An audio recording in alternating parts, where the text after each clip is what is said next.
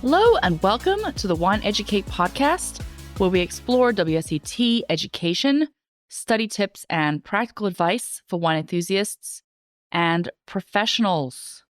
So often I see the students who succeed in level 3 aren't always the most experienced. They're the ones who've started early. So this is episode 32. I'm going to be discussing the long runway. Why early preparation leads to level 3 success.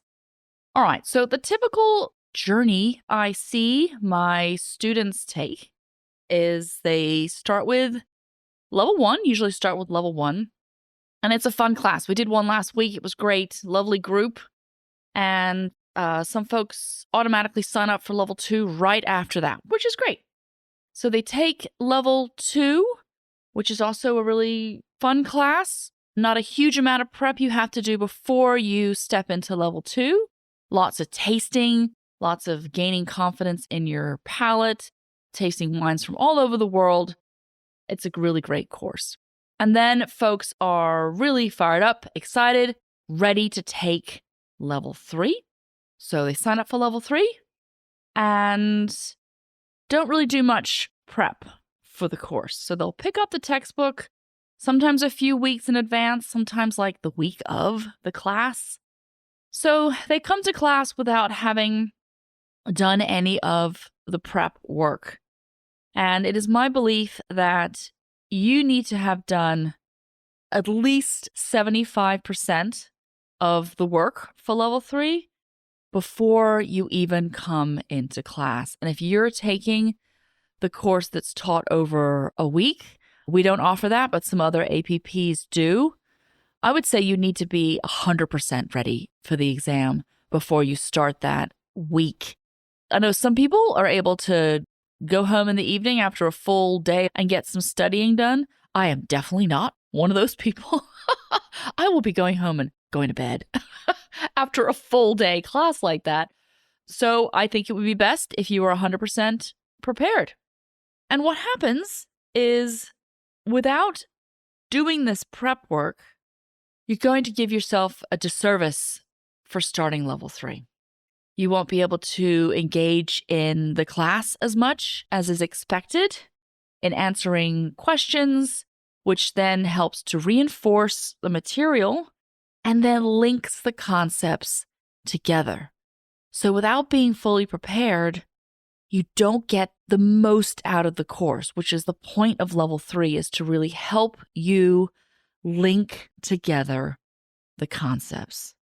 So what happens, and I see this quite a lot, is that by about class 3 or 4, the reality of the workload and the complexity for the level 3 course kind of sets in. And I see worry, and even worse, I start to see despair. And as I've mentioned before, this is truly the reason I have created this podcast, because I don't enjoy seeing that in class. It's really not great. I want you all to be prepared, and I want you to get the most out of this class.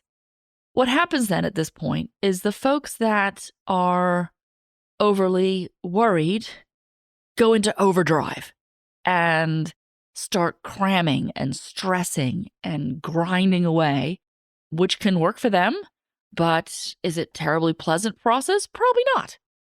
And even worse, some other students feel like, well, I'm not going to be able to make it. They stop coming to class and they sort of fade out a little bit, which is a terrible thing to see, because this class is entirely passable if you have the tools set in place in the beginning to get you ready for it.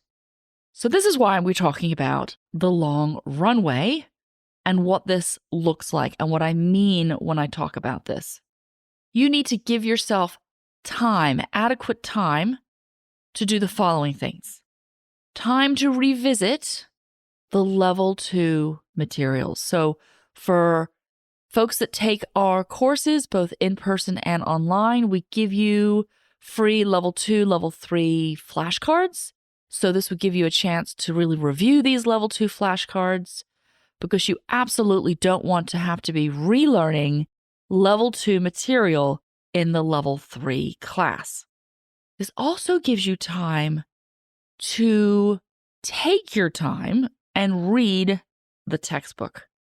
All right, this book is dense. It's really dense. Every single sentence has important, relevant information. And if you have to read this book under duress, it's not going to stick. And you'll be like, oh, I read the same page like 4 times and I still don't know what's happening. So read this in advance with no preconceived notions, no highlighting, no note-taking, none of that. But read it when you know you're at your best, when your reading comprehension is at its best. So for me, that's like first thing in the morning. So I wake up first thing in the morning and pick up a book and I read half an hour. And just that half an hour, it sticks. I comprehend a lot. And I'm not giving myself a goal of, say, 3 hours of reading. That's too much. You're going to start zoning out, skipping pages, not comprehending the information. So bite-sized when you're at your best. You can also, in a continuation of that, study the material in more manageable sessions. So say every Sunday afternoon, you put aside 2 hours to do a little reading, do some flashcards, maybe take a few notes, and make that a habit that happens every week. So you know you're getting some studying in and it's not an unrealistic study goal. In doing these things, you're going to reduce your burnout and the exam week panic by getting prepared well ahead of time. This will also help you with building your confidence, like slowly and sustainably. Learning this material takes time. So if you start slowly, the information compounds. And you don't need to know everything right away. There is this moment in class when things start to click. It's really great to see it. But I would much rather see it from you all on the early part of the course, say class 3 or 4, and not towards the end, okay? And in doing this long runway, these concepts are going to come together sooner than later. So how long should this runway be? Well, it depends on you and your learning style.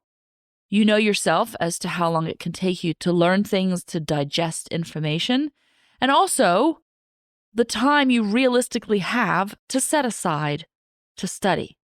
This could be a 3-month runway. It could be a year long, depending. And this is one of the topics we go into in great detail to help you build out a plan in the level 3 prep course. And if we've got one coming up, there'll be a link to that in the show notes. Okay, well, in conclusion, if you are a current level 3 student or a graduate, you're probably nodding your head quite a bit listening to this episode while you're in the thick of it, or have spent dramatically more time preparing for the exam than you originally thought.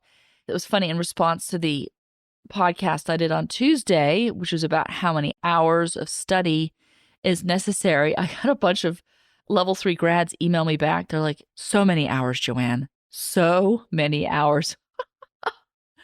But they passed, so they did it. This is a concept that's really kind of hard to see until you're in the thick of it.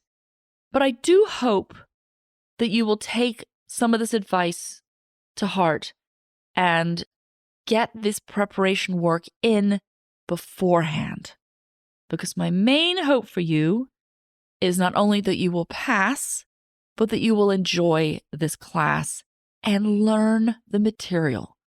Next week, for episode 33, we're going to discuss the importance of study pods and how crucial they are for your level 3 success. All right? Have a great weekend. See you next week.